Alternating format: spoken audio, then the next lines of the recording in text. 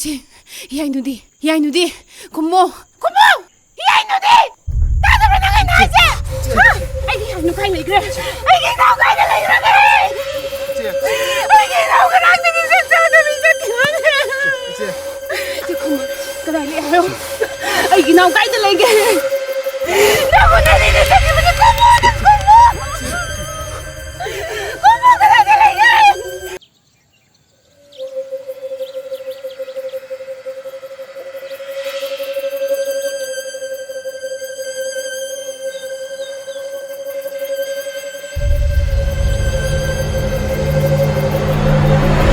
Ngay biko ba?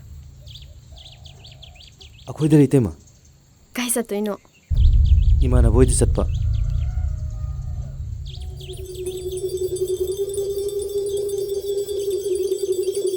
Tao ne. Taso. Ha? Lai khuram ni haibado ngasi ne. Kyam thengak to ino. Karigino. Kedobe lai khurum darba. Khurum ba yaba khurum me. Kari kana rige. Ai khange kanade haiba. Aina sum phattana leiragadi yumse mahi langak pe ai. Henna warak pe ai. Kaigino aina haibada kyamta khumdana satke tawrido.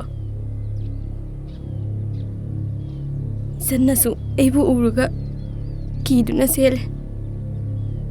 Aigi thawaidagi henna Luna kanjama isana pauba aibu hingsabine haiduna inakta changoyade ai kaido haibano taso aina tawriba thabakse kai mamangda taso kai banangamni haiba ai khange Manabado aina hayo haiba wado haigraba. Haigrabani taso. Noina manabadubu noina taimaga hana khangnakibaga lagi jalo. Kaidoragi Nganba kona laase. Chalase. kaino imu boi changu jila aga kaido changu dino imu jo silai changu jila Kona Laikai sida ngangnariba mayamse nu moina ai laase. taba gamdrabane. Ado noina manabado kharayo. Ayam haina roidu. Ai chalugi. Hoi taso.